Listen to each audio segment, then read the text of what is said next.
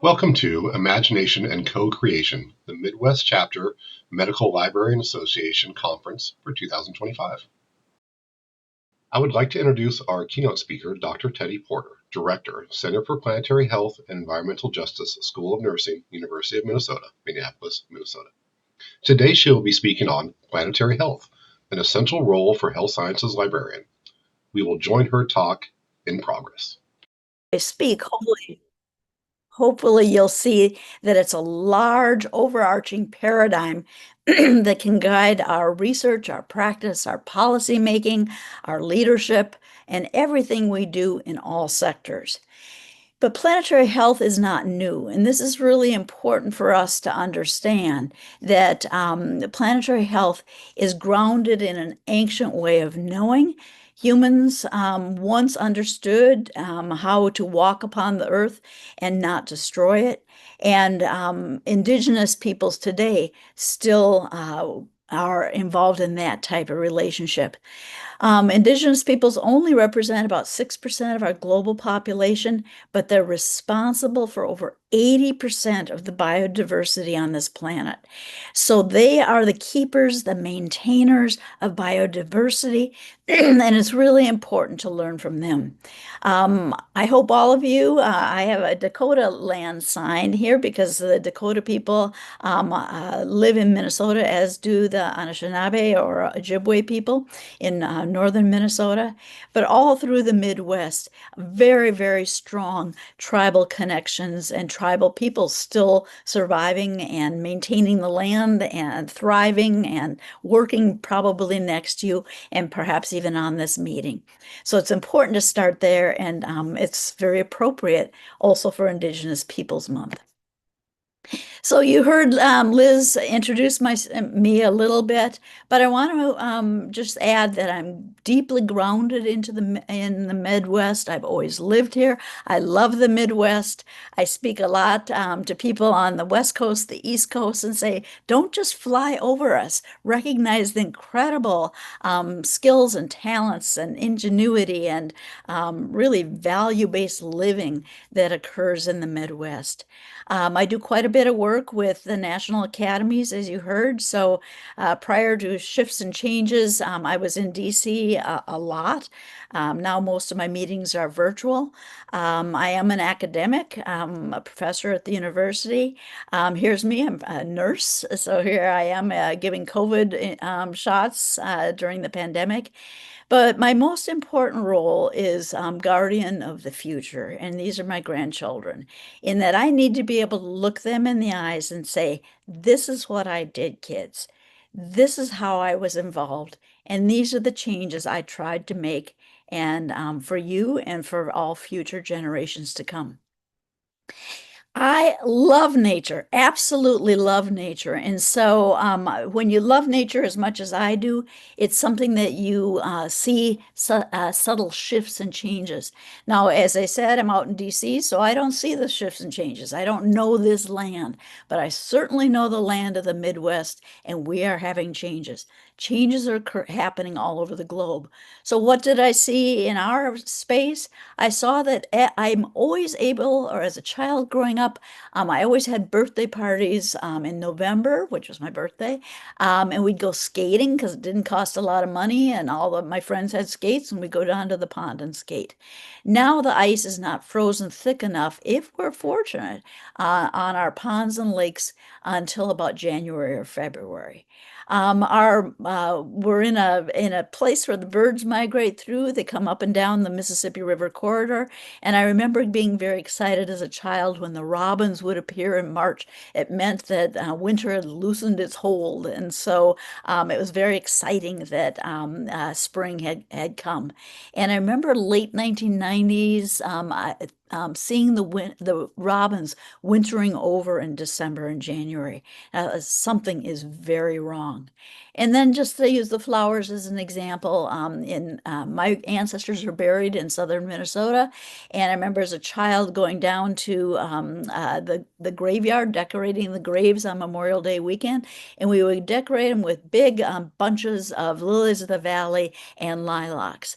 And that smell today still reminds me of those family times paradigms and the storytelling and all that we did to celebrate lives that had passed in our own family. And now, very frequently, the lilies of the valley and the lilacs have already bloomed by the time Memorial Day weekend comes. So my children will not be able to place those same flowers on the graves. And freaky enough, I took a picture last year and the lilacs are blooming again in August. So something is very strange here. I call our attention to this quote by Dr. Martin Luther King Jr. We're all caught in an inescapable network of mutuality, tied into a single garment of destiny. Whoever affects one directly affects all indirectly. Absolutely, we are interconnected. So why are these ancient patterns, these wonderful old way, ecosystem patterns that we all relied on, why are they breaking? And so we often say in nursing and in public health, you need to go upstream in order to find out the root cause.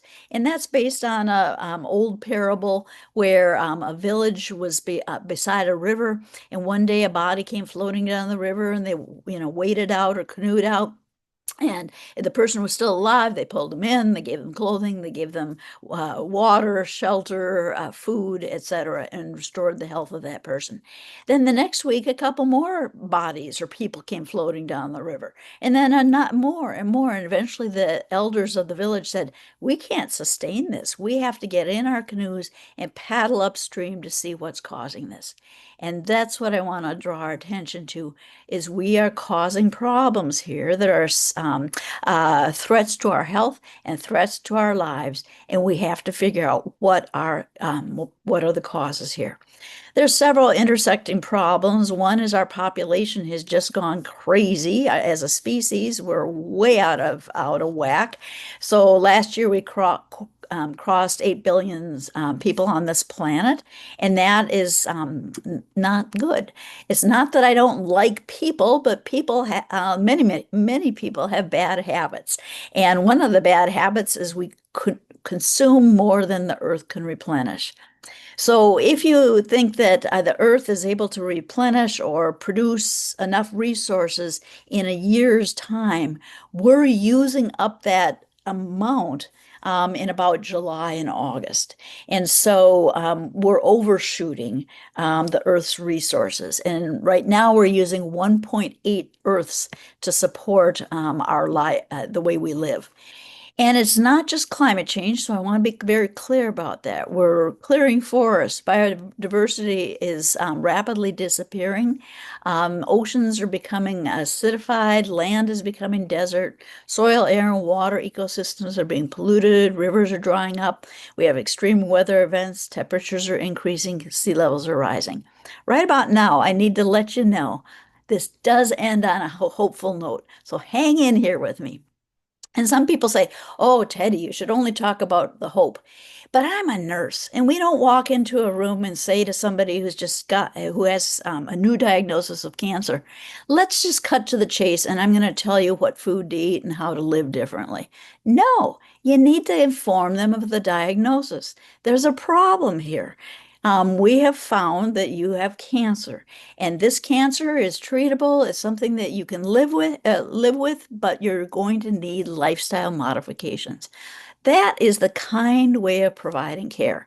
So consider me a nurse talking to you right now. We have a problem. We have a cancer going on here that needs to be requires massive redesign of our systems. And all these things that I'm mentioning have health impacts. So this is a health care emergency. I pulled up some information about Minnesota and the Midwest just so you know what's happening here, what we're seeing here.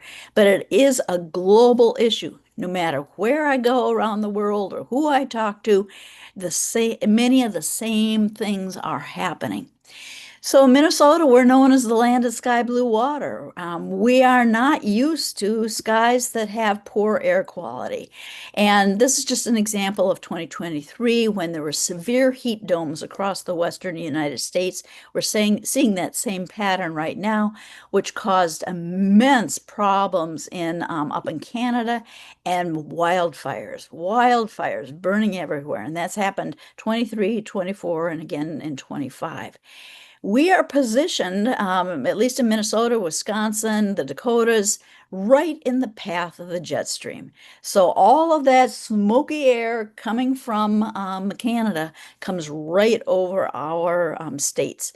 And I gave a talk up in British Columbia, and I said, your forests are on fire, but our lungs are on fire.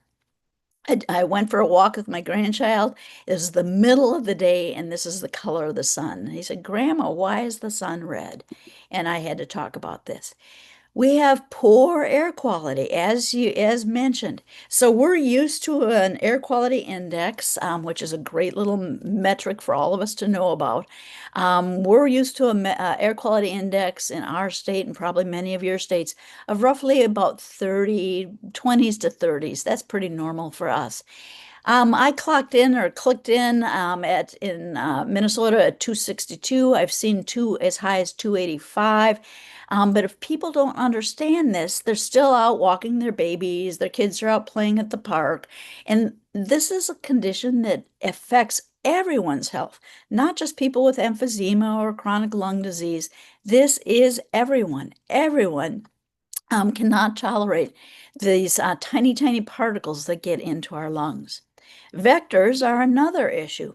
So I call this my family album from 2022.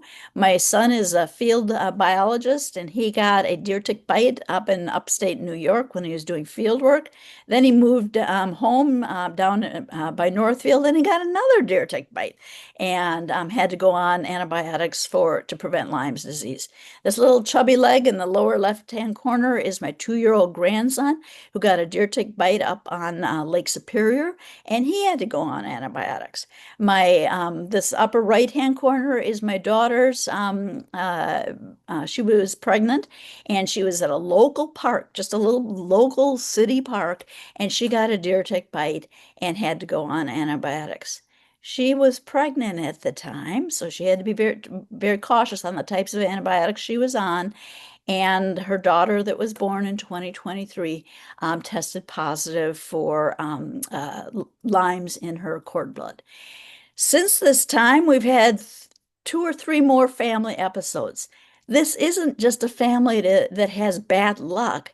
This is what the reality is, folks. So I want you to take a look at these sites, because some people will say, "Oh my goodness, they got a bruise, they got a pinch, they got something, a spider bit them, or a bad response to a mosquito bite." No, all of these different appearances are deer tick bites, which could lead to Lyme's disease. We're seeing changes in temperature with immense spikes in heat, which people are not able to cope with, and heat deaths related to this. But it's not just heat. I spoke in a global video that please don't forget the Northlands, because we hear a lot about what's happening with the heat in the deserts and the tropical areas, but they forget that the Northlands are also impacted. So this is just an example of, it was 50 degrees on December 30th, a couple years ago, and the ice, which is usually thick enough to drive on, started breaking up, and fishermen were stranded up in northern Minnesota. We're having more ice in our area, so more motor vehicle accidents, head injuries, broken hips, etc. And these extreme weather events, this was a very, very strong windstorm that went through northern Minnesota just this summer. I'm sure you've seen similar pathways, but also the hurricanes and the fires that are occurring. Again, this is a global phenomenon. Nobody is left out of this. In the States, this is the amount of billion-dollar weather events and climate disasters that occurred last year. And they're still monitoring 2025, and then that one will be published. But look at our region, folks. That is a pretty heavy region of problems occurring, things that we need to be aware of, things that we need to be addressing. And it's not just physical threats from all of these causes, it is also mental health threats. And farmers, which are all located all through our areas, are experiencing increased suicides due to disruption of livelihoods. The lands that they've always known are changing. They're losing their farms. They can't grow the same crops that they've always grown. So it's a mental health issue as well. And also for our young people who do not see a way out. And climate change is not our only problem. So as I say, hang in here with me. It's worth it to know what's going on, what are the causes, and how do we move towards solutions. The Stockholm Resilience Center at Stockholm University has studied the Earth systems that must be maintained in order to maintain life as we know it on this planet. Similar to the body, and again, here the nurse is using a metaphor that's really common for me.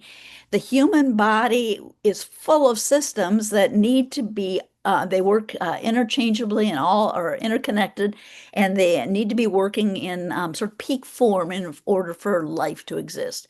The pulmonary system, the cardiovascular system, endocrine system, renal system, all have to be functioning in order for a human to continue to survive. The Earth is the same. There's 9 planetary boundaries.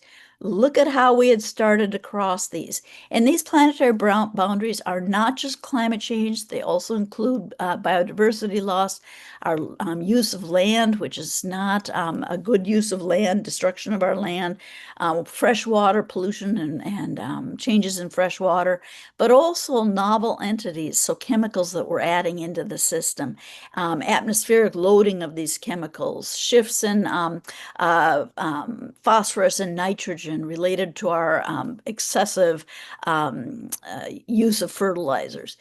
And so we are messing up the system. By 2023, 6 boundaries are crossed. And just a couple weeks ago, it was announced that the 7th boundary had been crossed, ocean acidification. This is a problem. We have to sound the alarm. The United Nations calls this the triple planetary crisis. It could be the 9 crisis because we're causing problems in all these areas. But again, stressing it's not just climate change, it's climate change, biodiversity loss, and pollution all intersecting. And as you've heard, and as you probably are well aware, plastics are an issue because these plastics are breaking down to tiny, tiny, tiny little microparticles that are now being found in human blood, lungs, guts, feces, reproductive tissues. It's thought that they're contributing to the rise of infertility. They're found in the placenta, the testes. And so we don't have enough longitudinal data of how it's impacting us yet, but it's starting to look like some of our biggest chronic illnesses and acute illnesses, such as cardiovascular disease, myocardial infarctions, might be related to these tiny, tiny plastic particles that cause plaque. Here's about biodiversity loss. We're running about 30% of the species that once existed. And that was just as recent as 1970. So roughly a little over 50 years ago, we had 100% of our species existing on the planet. We're now at 30% of those species. So we've all had a hand in damaging the planet, and it's time for us to all join to restore the planet. And that brings me to planetary health. And I'm going to leave plenty of times for questions so that we can be in dialogue about this. So feel free to put questions in the chat, and Liz is going to pitch questions to me after this is over. So planetary health. Planetary health is a solutions-oriented, transdisciplinary field and social movement focused on analyzing and addressing the impacts of human disruptions to Earth's natural systems on human health and all life on Earth. want to call out that it's solutions oriented. We're not beating this to death on the science of the problem. We know the problem. We know the science of the problems. Now let's get going on the solutions. So it's the science of solutions. It's transdisciplinary. Every single field is necessary. It's a social movement. We are working together to try to solve this. All of you are familiar with public health, eco-health, One Health, global health, the UN Sustainable Development Goals. Planetary health is the overarching concept that provides a welcoming space for all of us to work together. We're not trying to, undo public health or say that we have to move beyond One Health. No, a lot of your organizations are deeply connected to One Health, which is the intersection of human health or human medicine and animal medicine. We don't want to do away with that, but we want to invite One Health practitioners to the table, eco-health practitioners to the table, all of us into this space so we can work together. I want to just briefly talk about transdisciplinarity because it's different than interprofessionalism. It's not multidisciplinary. It is something very different. So the best metaphor I've found is if we brought 3 cans of paint together, red can, yellow can, blue can of paint, and we created the right environment for them to blend, orange, green, and purple now become possible, where it would have been impossible if these 3 cans had not connected. So it's not just about bringing 3 fields or disciplines together. It's creating the right shared space so that new thinking, new solutions, new options are possible.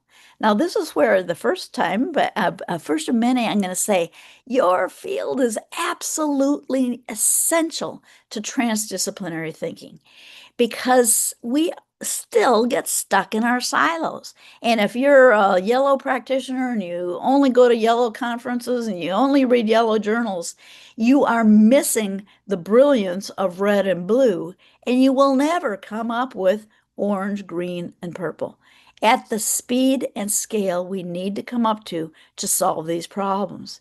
So I see you, if you look at almost that center space, occupying that center space that calls these together and reminds people to look at sources of knowledge beyond their area of or discipline. This is a little mock-up or image of how planetary health works. So I'm going to move traditionally, I'm going to start with environmental changes. I talked about the 9 planetary boundaries. So we're crossing these thresholds, crossing these boundaries, which is leading to all these things: poor air quality, changes in our water, food and quantity and quality, water quantity and quality, excuse me, toxin exposures, infectious diseases, extreme weather. Then we have the structural determinants of health and social determinants of health and environmental determinants of health that impact or affect how somebody's going to be impacted to these shifts and changes in their environment. So if somebody is is a lower socioeconomic situation, they will experience these impacts in much harsher ways. If they don't have adequate housing, they don't have ability to go to a cooling center or air conditioning, they don't have access to adequate amounts of food or water. All of those structures are going to lead to increased levels of health impacts. Now I'm going to work back upstream and say, so where do we do a lot of our work? We need to shift the cultures, the values, the behaviors, our consumption patterns that are causing all this. Technologies, you will see, we need to be very, very well informed about the technologies that are merging, the technologies that are here, how to use them, and how to recognize threats. Again, this is your space we need to have you working in. You might not be prescribing the medicines and the treatments of the way downstream problems, We have to have your guidance, your expertise in helping us address these values and culture changes that need to occur. So as we pull together the movement and we start talking about this movement, I've been involved in the movement sort of from the very beginning, or shortly after it started. And we began to talk about how are we going to do this? If it's going to be transdisciplinary and we're going to try to create an environment for a nurse to talk with a farmer and an engineer to come up with new solutions, we have to have some type of shared global language. And that shared global language is the planetary health education framework. Once we have that shared global language, we need to be working towards a common vision. Otherwise, people are running off willy-nilly trying to solve different problems, and it's just not going to be strategic. And so we have the Sao Paulo Declaration, excuse me, on planetary health. Then finally, we need the Planetary Health Roadmap and Action Plan. And this is a shared global strategy for how we move transformation through governance, business, and education. And all three documents are essential. So let me do a little deeper dive, and forgive this frog in my throat.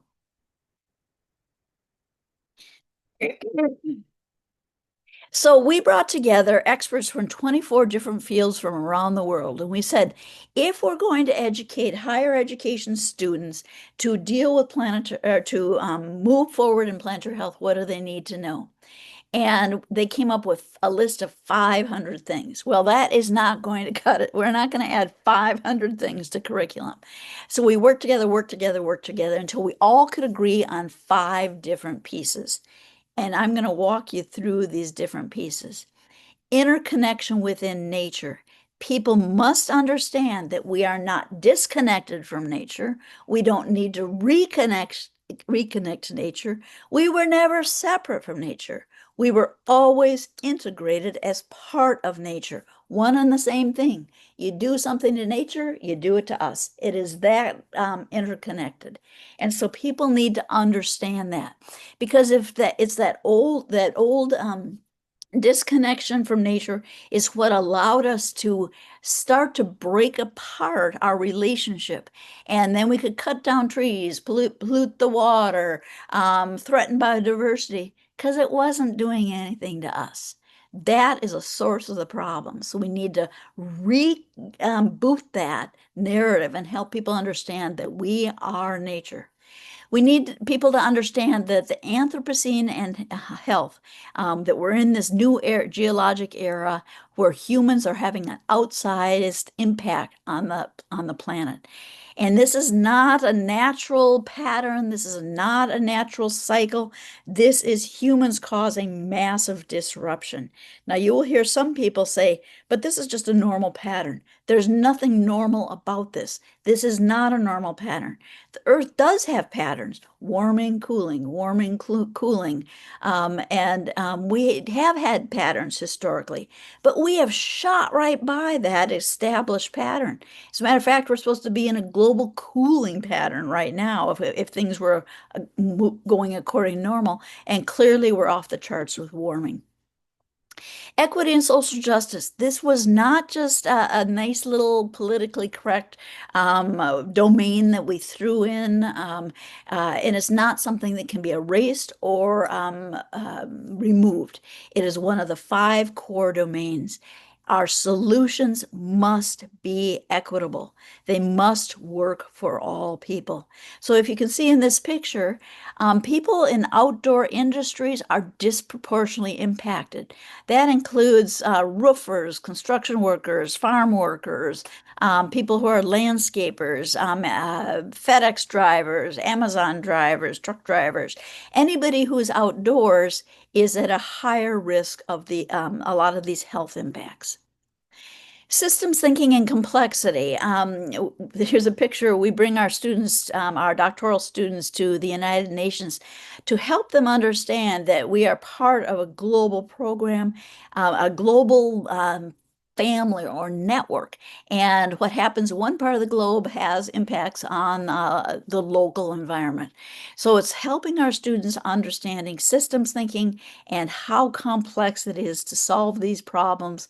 You can't come up with a solution without considering the rest of the system and how it impacts the rest of the system.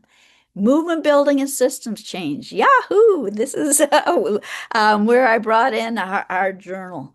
The journal is an example of system change and movement building.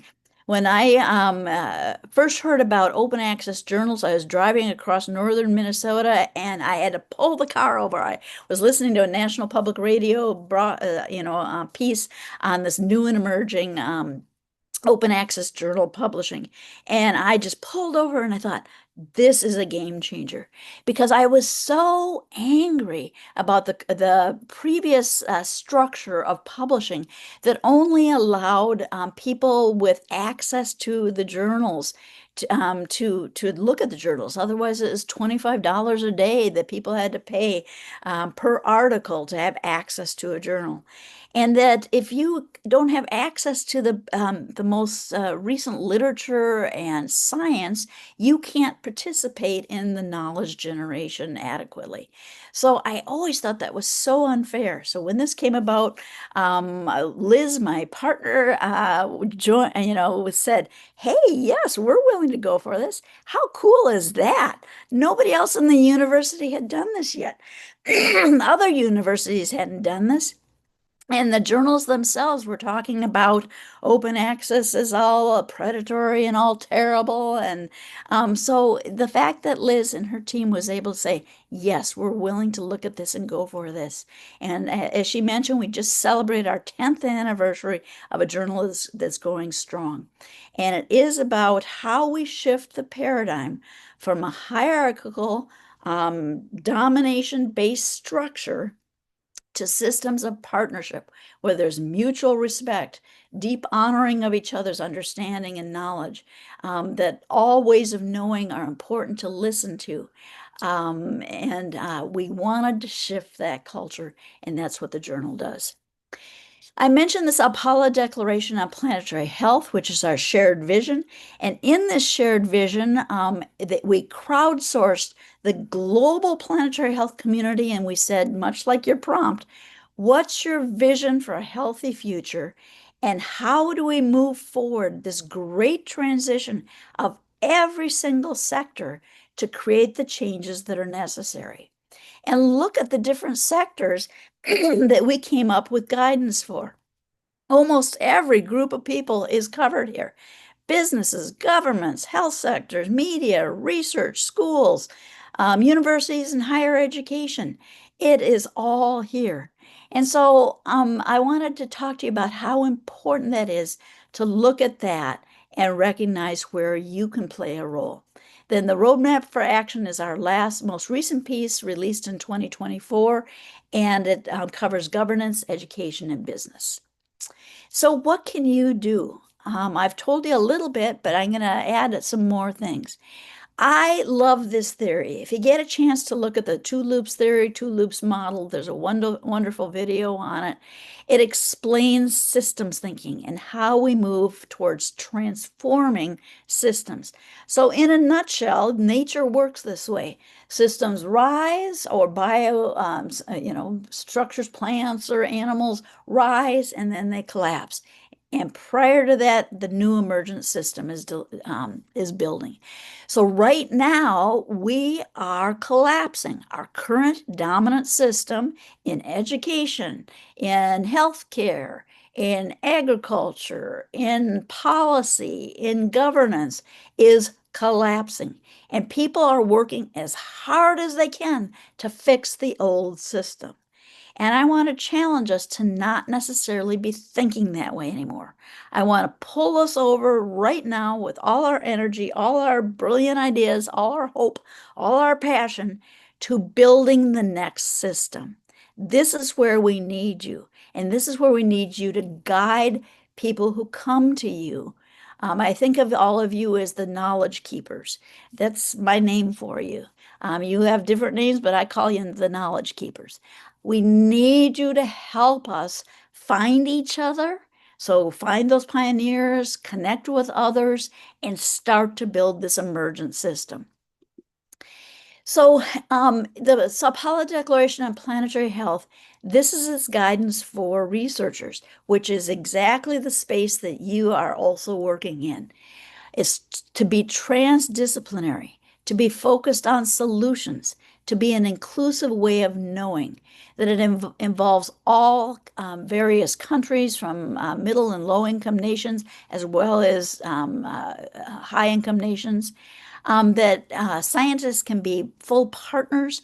We need to promote open science principles and practice and better communicate planetary health and increase public and political awareness, especially in this time of disinformation and misinformation.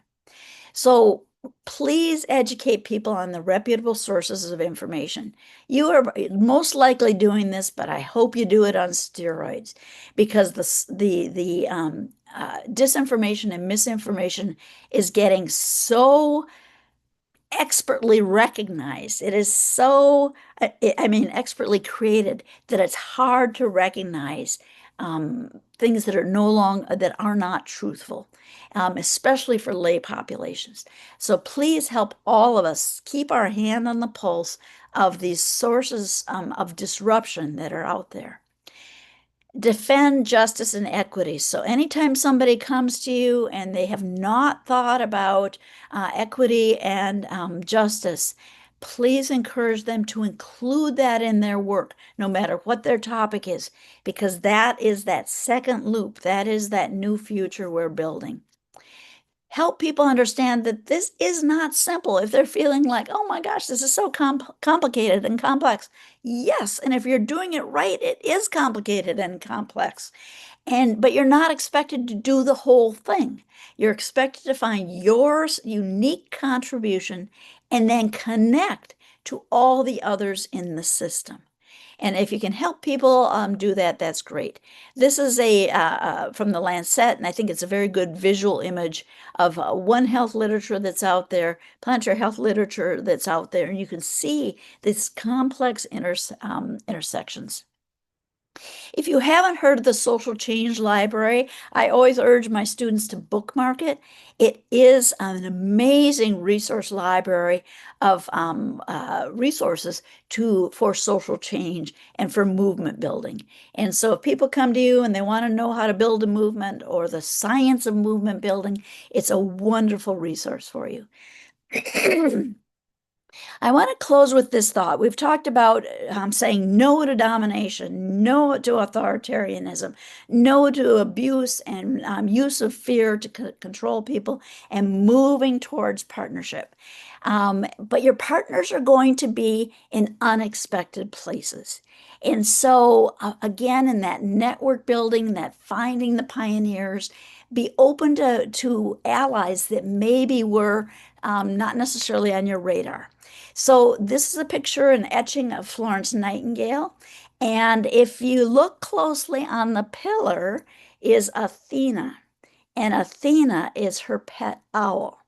And given all your language about owls and your celebration of your imagery and who you are, I want to say nurses are your natural allies. We want to join you. We want to support, celebrate, honor your expertise, and really become deep partners with you on how do we move this transformation forward. Because there is no doubt in my mind that a better future is waiting for us. I can see it, I can sense it, I can imagine it. And as the shamans say, the world is as you dream it. So I urge you to take a look at the Planetary Health Alliance. You can become a member as an individual, or your organization can become a member. It's free, but it allows you to receive the newsletter and be in this global community.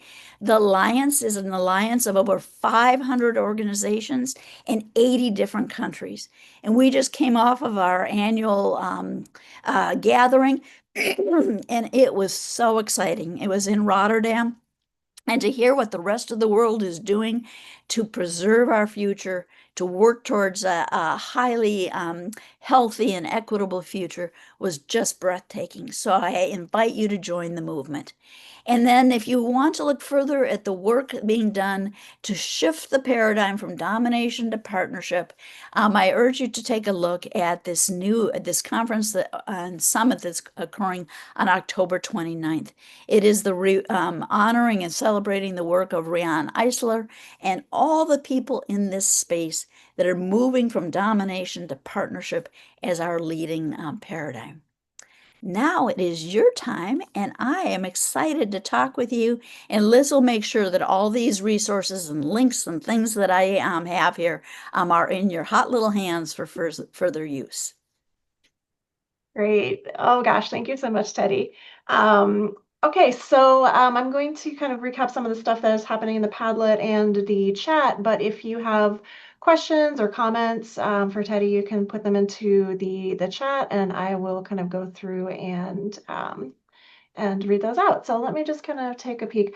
Before we get into the chat, I wanted to just read some of the things that were on the Padlet in response to the prompts about what signs of environmental change are you seeing where you live, and are you seeing more students and faculty seeking information and resources. So a lot of the stuff that came up in the things that we're seeing in our own areas are a lot of what you talked about. So less green space, extreme rains and more frequent flooding, drier summers and the shift in plant hardiness zones, hotter summers, no rain for a month at a time, extreme weather, poor air quality, longer summers, earlier summers. We're wearing sandals on October 17th. Warmer for longer into fall and less snow in winters, as well as changes in blooming of flowers like you mentioned. And yes, the lilacs blooming again now, which is very, very just strange. And then from our perspective as librarians, seeing more students and faculty seeking information about topics. So some haven't gotten any, but a few of us have gotten the rise in questions about sustainability in hospitals related to medical waste, like that plastic packaging, as well as climate refugees, kind of from a global health perspective. Another thing that's come up within kind of a hospital setting is anesthetic gases and that environmental effect. And let's see, the effect of the environmental impact of AI is something that's been coming up, as well as questions or projects looking at the effect of heat and extreme weather on different health outcomes. And this is all kind of the intersection with health disparities and social determinants of health. Yeah, so wow, that's exciting, and y'all have you're in the heart and the thick of it. So again, I'm going to plug for you to join the Planetary Health Alliance and just join and sign up today, because it's constantly putting out new research in these spaces. So many of the things that you just listed, the hottest and latest research is mentioned there, and so you will be able to keep your hand on the pulse of what's happening and how this is, what people are needing to know and who are the experts and what's the scientific field doing.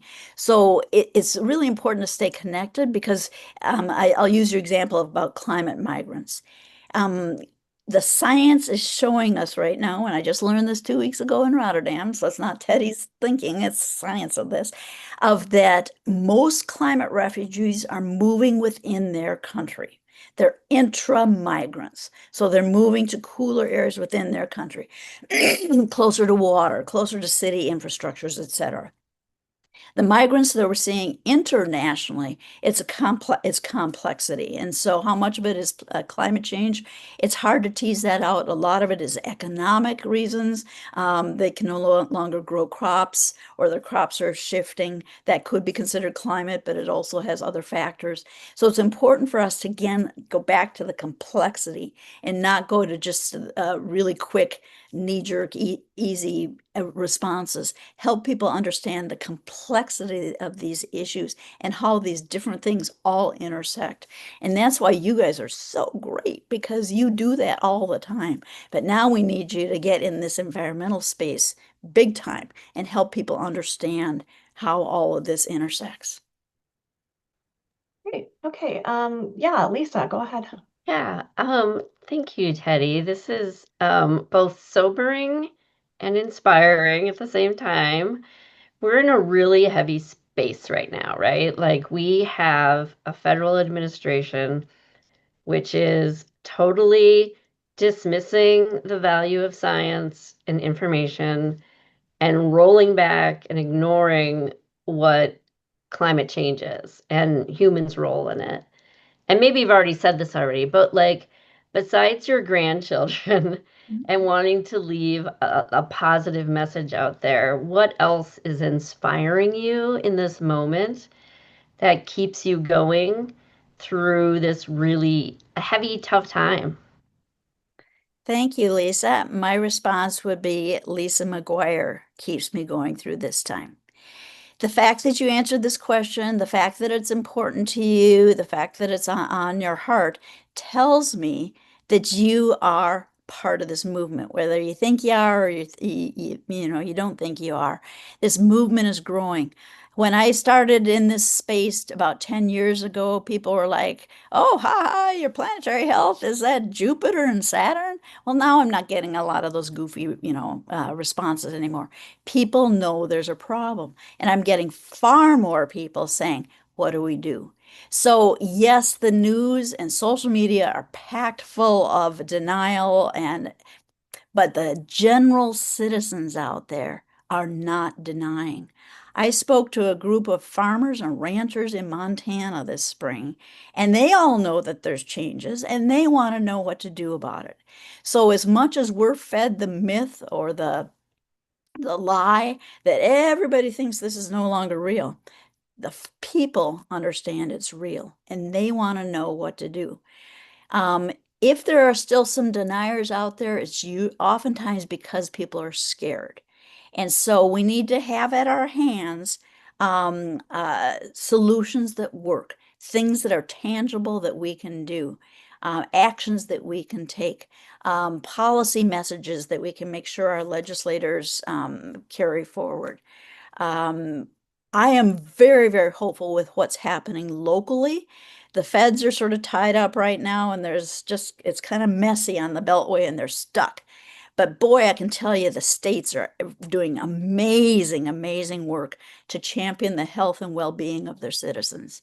So right now, I would say work with your departments of health, work with the people locally to start to support this transformation at a local level. Great. Yeah. And I can speak from my perspective because I obviously have had a lot more time to think about this, but this is really the model of partnership systems where we are working in power with each other. That helps us remember that we individually have our own power. And like Teddy said, it's a big, complicated system, but it's not our job to fix everything. It's our job to figure out what is our niche and how do we be the best we can in that with the common shared goal of imagining this better future. And as librarians, the thing that keeps me inspired and not kind of sinking into the very logical like pit of despair with this is that this is what we do. Like we are able to look at a situation, look at a question. Someone comes up with a question. We're able to help people see the bigger picture, how to figure out, okay, this is the big picture. What do you want to do with this information? And what is the specific like approach you're going to take for this research question? We are so good at that. And I think that that's where we don't have to be anything but ourselves. And so I think that that is where using our natural things of bringing people together and being able to apply this way of looking at things so that we don't lose hope, because that is what a domination system wants us to do, is forget we don't have the power or forget that we have the Absolutely. power. I would also invite all of you as librarians to work on shifting the narrative and be more out in front. I will be honest that before I met Liz, primarily I had a very, very narrow idea of what librarians do. I thought you retrieve the books, you give the books. You retrieve the journal, you give the journal. And because of Liz and her other colleagues, my whole mind is just going poof. Oh my gosh, you guys are amazing, amazing, as I said, knowledge keepers, helping expand the ways people understand things.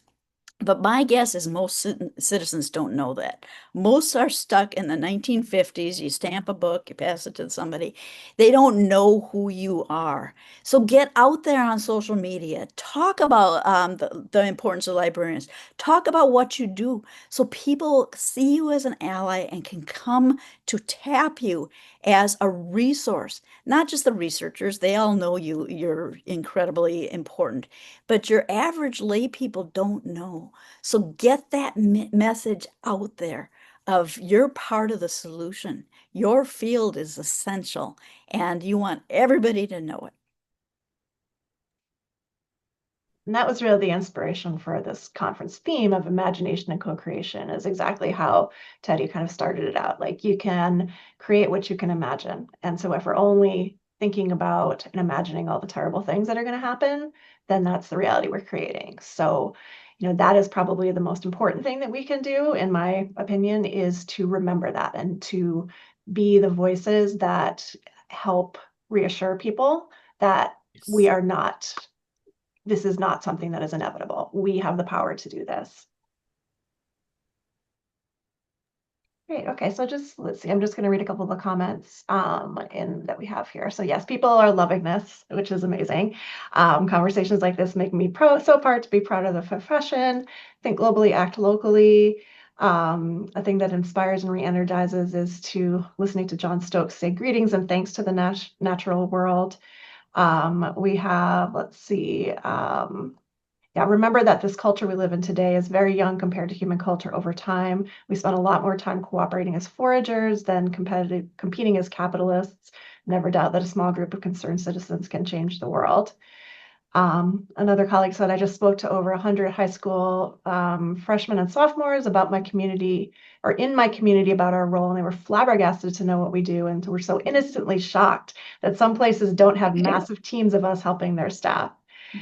So yeah. Oh, and just Lisa had put a link in the chat about another way that librarians in Minnesota are doing this, the Save Our Signs project, which has actually kind of filtered up to national level media as well. But that was an example of librarians seeing a problem and a need with our signs in national parks being taken down, and saying like, hey, I can't stop them from being taken down, but I'm a librarian and I know how to like capture information and preserve it. And so they launched this amazing project. And that's the thing, like, don't be paralyzed by what you can't do.